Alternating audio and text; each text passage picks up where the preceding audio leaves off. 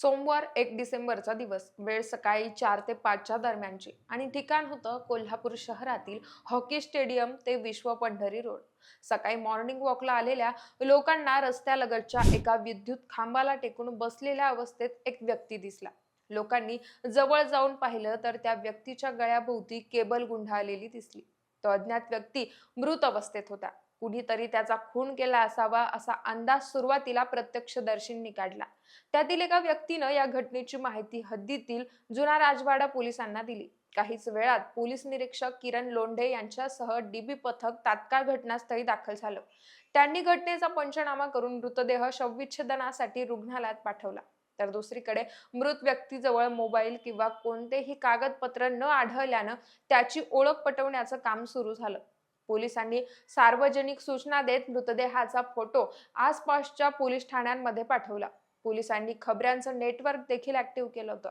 दरम्यान समाज माध्यमांवरही हा फोटो व्हायरल झाला आणि सकाळी 10 वाजता मृत तरुण हा 23 वर्षीय सिद्धू शंकर बनवी असल्याचं समोर आलं. तो मूळचा कर्नाटकाच्या बेळगाव जिल्ह्यातला असून कामानिमित्त तो एका वर्षांपासून मोठा भाऊ शिवानंद सोबत कोल्हापूर शहराजवळील वाशी नाका येथे राहत होता.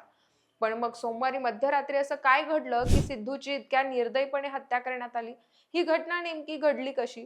पोलिसांनी आरोपी मित्राचा छडा नक्की कसा लावला, त्याची स्टोरी सांगणारा हा व्हिडिओ आहे. नमस्कार, मी पूजा आणि आपण पाहतायत देदनका. मंडळी, कोल्हापूर शहरातील हॉकी स्टेडियम परिसरात लाईटच्या खांबाला केबलनं बांधलेला मृतदेह आढळल्यानंतर या घटनेचं गूढ उकलण्यासाठी सकाळी 5 पासूनच जुना राजवाडा स्थानिक गुन्हे शाखा आणि आजूबाजूच्या 4 पोलीस ठाण्यांची गुन्हे शोध पथक तपास करायला लागली.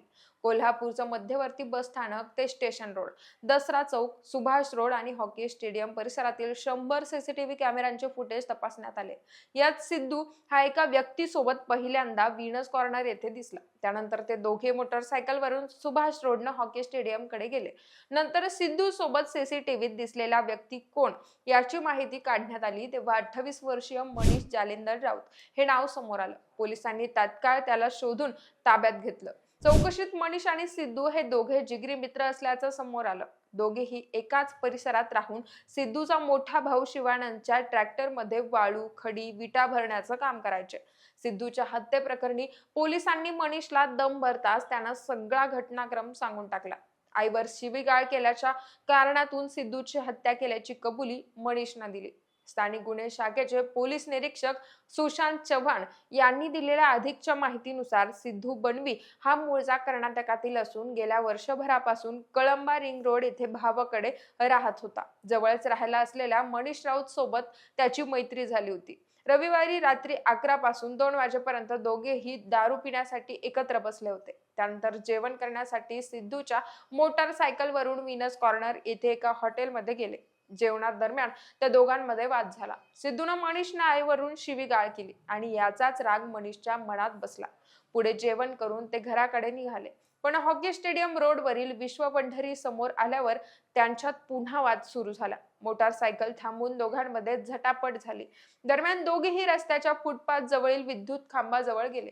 त्या ठिकाणी मनीषनं खांबावरून लोंबकळणाऱ्या केबलनं सिद्धूचा गळा आवळला आणि त्याचा खून केला. सिद्धूला खांबाला बांधून त्याची मोटारसायकल घेऊन मनीष घटनास्थळावरून निघून गेला. आता मनीषनं त्याच्या चौकशी दरम्यान हा घटनाक्रम सांगितला असला तरी पोलीस तपासात मात्र हत्येच्या कारणाची आणखी एक शक्यता व्यक्त केली जाते. सिद्धू बनवीच्या खिशातील मोबाईल व सुमारे 20,000 रुपयांची रोकड गायब झाली असल्याचं पोलिसांच्या तपासातून समोर आलंय.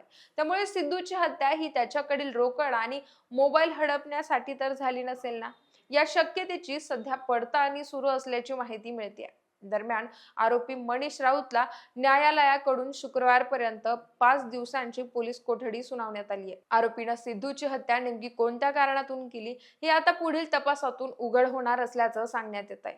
तर दुसरीकडे कोल्हापूर शहर पुन्हा एकदा एका विचित्र खून प्रकरणानं हादरून गेलंय. सोबत राहणाऱ्या मित्रानं जशा पद्धतीनं मित्राचा काटा काढल्यानं या घटनेची मोठी चर्चा कोल्हापूर जिल्ह्यात रंगली आहे. तर ह्या संपूर्ण व्हिडिओबद्दल तुमचं मत काय, कमेंट करून कळवा आणि देदनकाला सबस्क्राईब करायला विसरू नका.